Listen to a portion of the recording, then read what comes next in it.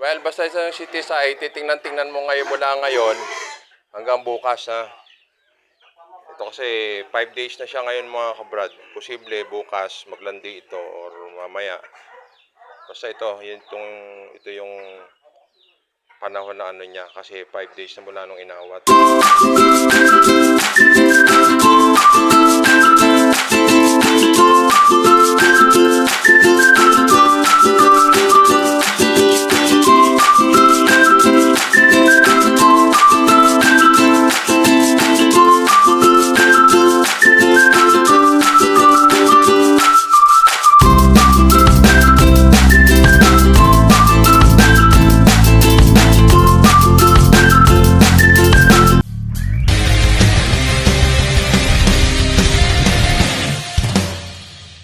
Mga kabrad, isang napakagandang hapon muli sa atin lahat. At dito na naman tayo, pagagalan natin sa trabaho. Dumiretso muna tayo bumili ng sapal ng taho para dun sa ating mga alaga dahil ubusan na nga.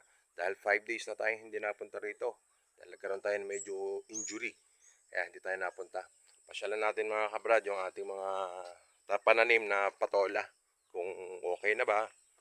At yun, dahil nung nakaraan niya, ginawa namin ng balag ito. Ginawa namin nung nakaraan na balag. Ito, ginawa na rin ni Joel na unti-unti yung sa hagdan. O, ito. Malalaki na yung patola natin mga kabrad. At bumili na rin tayo ng urea, yung pataba. Ayan. Malalaki na. Ito. Ayan. Ito, umaano na. Nagsisimula na siyang gumapang. Ito. Ayan. Ganda na ng ano niya.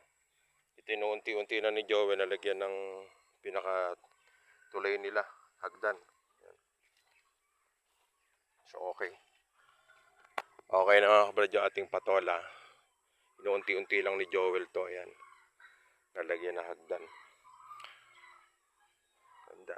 Sana ito mabuhay lahat at ito paano may mga pang-ulam na tayo. Dito naman mga kabrad, dito sa mga hindi tumubong pipino, pinalitan natin to ng patola din. Yan. Kaya itong kadiretsuhan neton mga kabrad, yan, patola. So ngayon sa susunod naman, pag umakit na yung baging ng patola, susunod naman natin dito, lalagyan natin sila ng alambre para yung pinakabalag nila. Yan. So okay na, kahit paano, na-prepare na natin. Kasi ngayon maganda panahon, ilang araw na hindi umuulan dito. Kaya medyo tuyo. Tuyo yung kapaligiran. Ayan. Saka yung pabo natin. Gusto kayo dyan. Ayan, medyo tuyo na yung area nila. Hindi kamukha nung nakaraan, sobrang putik.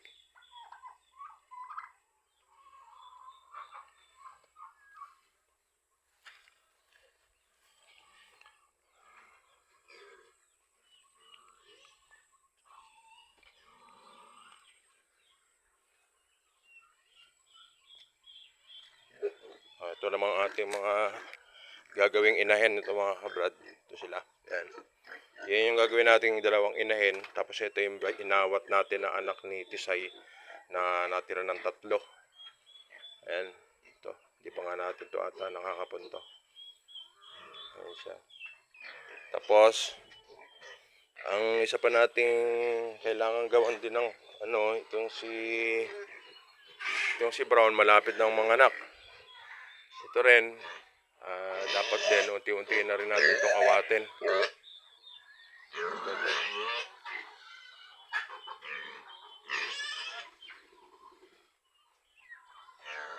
Gutom na sila dahil hindi pa sila nakapapakain ni Joel.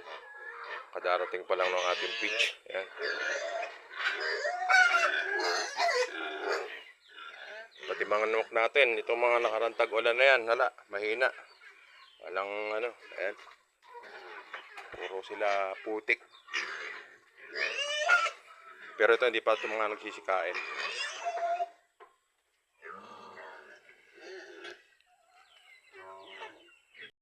So mga kinainaman mga kabrad ng ating mga nakakawala, wala tayong problema rito dahil dito marami silang nakakain dito sa paligid.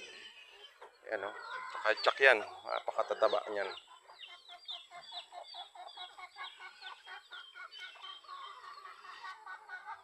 Marami na tayo dito mga kabrad na nakakawala na manok.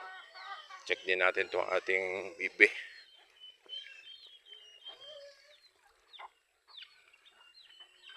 Bibi naman natin, buti na lang. 2, 4, 6, 8, 9. Nabawasan ng dalawa pala to. Dalawang nabawas dito kasi alam ko 11 to eh.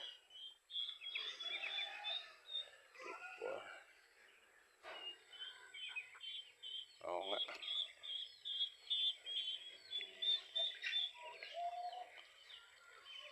Ito naman yung pabo natin dito hanggang ngayon. Ito medyo malaki-laki na.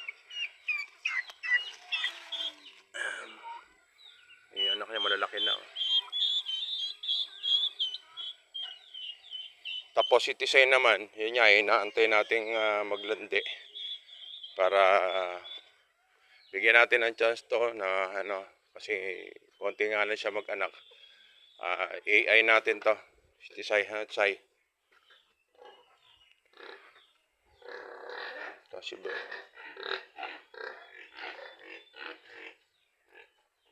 Ito naman si Bruno. Ito naman.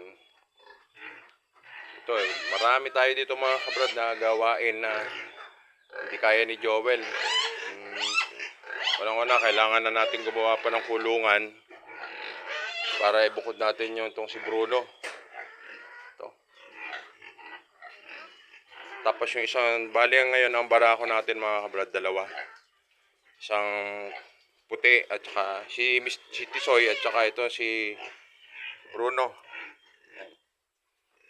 Tingnan natin si Tisoy. Mga kabrad, si Tisoy. Hindi nga natin gagawa pa ng kulungan. Pero gagawa natin to. Kaya tayo gumawa mga kabrad ng isa pang barako para yung si Tisoy pang barako natin yon dito sa ating mga itim. Sa mga itim natin dito. Tapos ito naman si Bruno, pambarako naman natin to sa mga puti para hindi magkaroon ng inbreeding yung ating alaga. Testing lang natin, Brad. Yun ang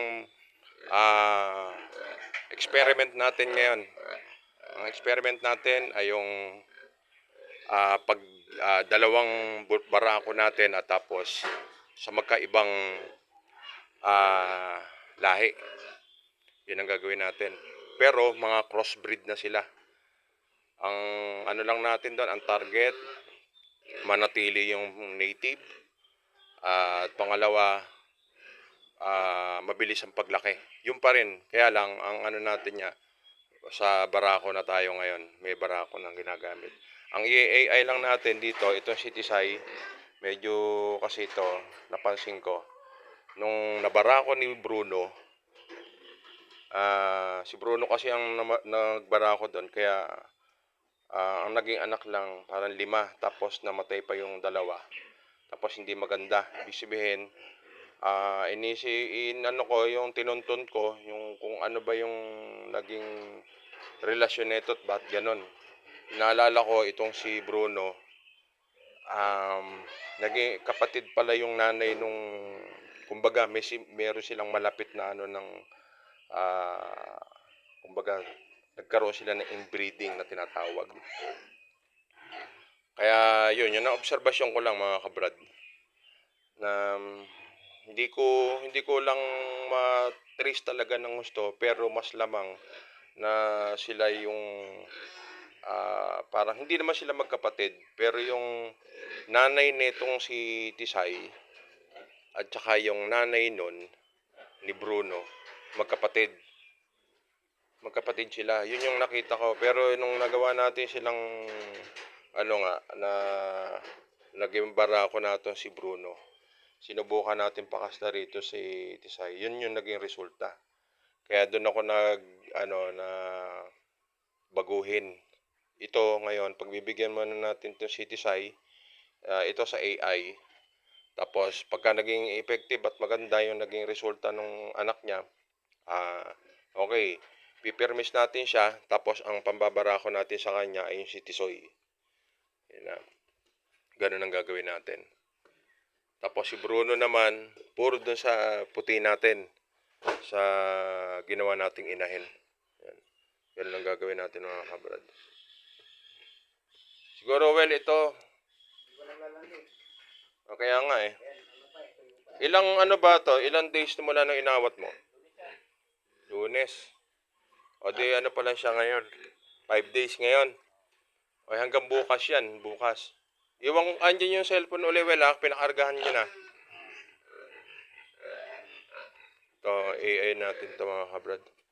Tapos ito naman si Brown, baka kunin ko na pa. Ano ko na to kay Boss Lisa. Hindi na nga lumaki.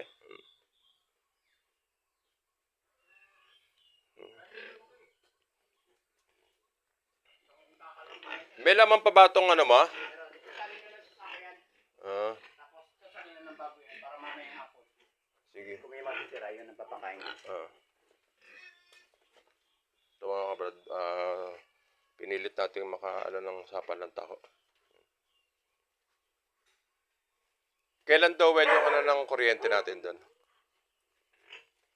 Sabi ni, nasawa niyo yung toto. Pinicturean niya, sinend na sa mirar ko. Sige, sabi ko, thank you. Baka bukas ko na lang abutan si Toto pag ano. Sabi kasi, Nangutang na ako kaya di ako. well, okay na yung kuryente. Sabi ko, okay na, nakita ko. Sabi ni Toto. Well, basta sa city side, titingnan mo ngayon mula ngayon hanggang bukas ha. Ito kasi 5 days na siya ngayon mga kabrad. Posible bukas maglandi ito or mamaya. Basta ito yung panahon na ano niya kasi 5 days na mula nung inawat. Mga manok natin dito nakatambay ngayon dahil naglilipat dito sila Joel ng sapal. Ayan.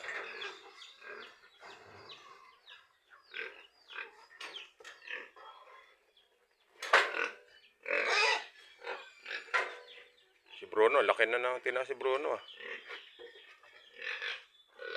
Parang yung isa well na yun, buntis ba yun? Parang hindi yun. Hindi kaya ito na, baka mamaya ka ako to eh. Kaya kailangan natin to talaga ialis. Si Bruno, baka ako ito, makunan tong ano to kung na buntis niya to eh. Oo, wala talaga dito dapat. Ito yung mga kabrad yung kailangan talaga maibukod dahil kaya lang ang problema namin ngayon. Hindi kami makapag-concentrate niya. Nakaraan, puro ulan. Pangalawa, linggo lang namin to na isisingit. Pero bukas siguro, baka makapag-umpisa kami. Gagawa kami ng parang kulungan niya ni Bruno. Ng ating mga barako. So ito, sa ngayon, ito nga ang iniintay natin na mag-hit itong si Tisay. Pumayat siya wala, no? Pero okay lang yung ganitong katawan, yung payat na ganyan, tapos mag-hit. So ayan mga kabrad, muli, tapos na naman ang ating maghapon mga kabrad, kaya muli, maraming salamat sa ating lahat. God bless po.